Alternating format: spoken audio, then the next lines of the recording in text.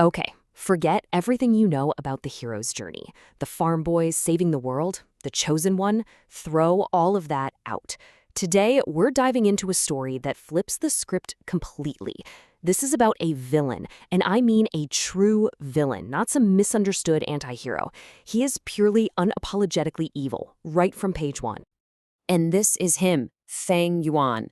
We actually meet him at the very end of his story. He's this all-powerful demonic master, so feared that basically all the world's heroes had to team up just to take him down. He's a mass murderer who has spent 500 years carving a path of pure destruction. And after all that, he loses. But this is not the end. Not even close. With his last breath, he pulls off a final, desperate gambit. His consciousness rockets back through time, and he wakes up 500 years in the past, inside his own scrawny 15-year-old body.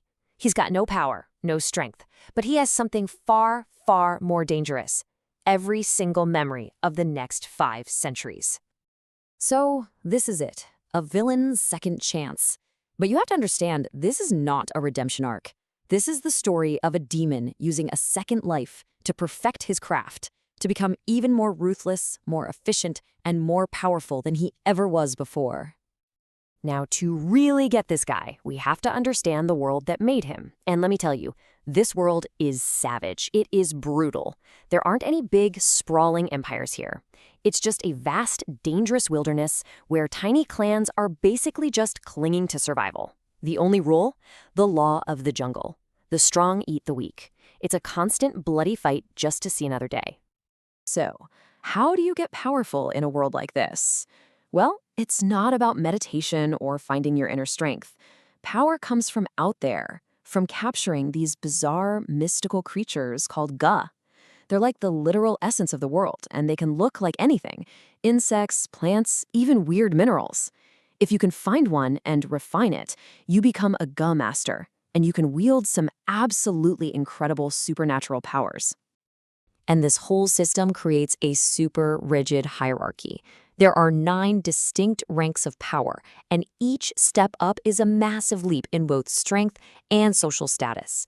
When our story starts, Feng Yuan is at the absolute bottom, rock bottom. He isn't even a rank 1 Gu master yet. He's basically a nobody. Okay, so what kind of person actually thrives in a world like this? We need to be crystal clear about something. Feng Yuan is not an anti-hero. He's not some troubled soul with a secret heart of gold. He is a villain through and through, and the story never once apologizes for it. This quote pretty much says it all. This is his entire worldview in a nutshell. He doesn't fight against how cruel the world is. He embodies it. For him, this isn't about morals. It's just simple, cold logic.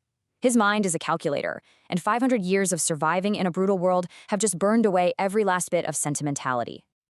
And this is where things get really interesting in his new life. See, his younger brother, Feng Zheng, he's an A-grade talent, a certified genius. Everyone thinks he's the clan's great hope.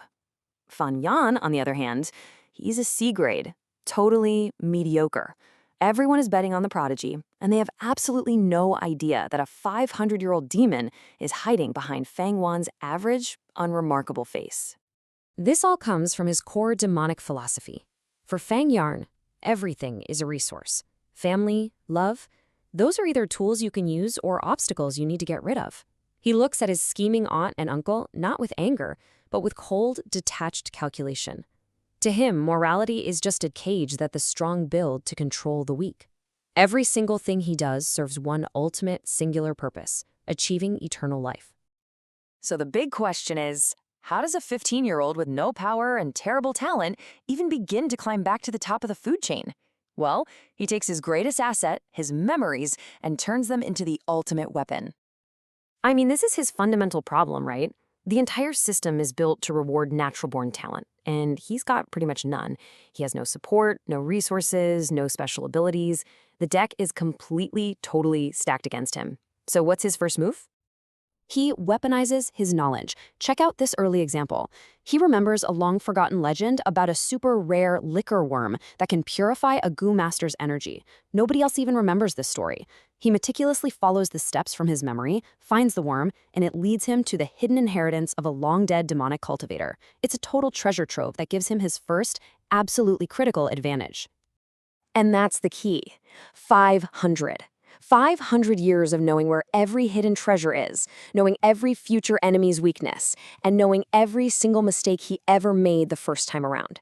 It is an advantage so total, so absolute, that no amount of raw talent could ever hope to compete with it. And this single act tells you everything you need to know about him. In the original timeline, the person who found this treasure shared it with the clan out of loyalty. Feng Yuan, he just scoffs at the idea. In his mind, he earned this through his knowledge and the risk he took. Why on earth would he share it with a clan that has only ever looked down on him? He takes every last piece for himself. All of this leads us to the relentless heart of this story. It's an unflinching look at one man's pursuit of power, completely free from the chains of morality. So, what makes this all so compelling? Well, it's a true villain story. It champions cold, hard logic over messy emotions. It shows us a world where being ruthless isn't just an advantage, it's a basic requirement for survival. It completely tears down our idea of what a hero is and forces us to look at the world from a completely different and frankly, kind of terrifying point of view.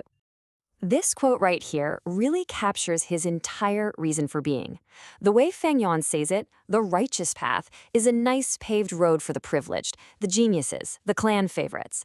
But for someone like him, who started with nothing, the only way to carve out a destiny that is truly his own is to walk the demonic path, a bloody trail through thorns and brambles that he forges all by himself. And that's really the question this story leaves you with. It creates a world so harsh, so unforgiving, that being a hero seems naive, maybe even suicidal.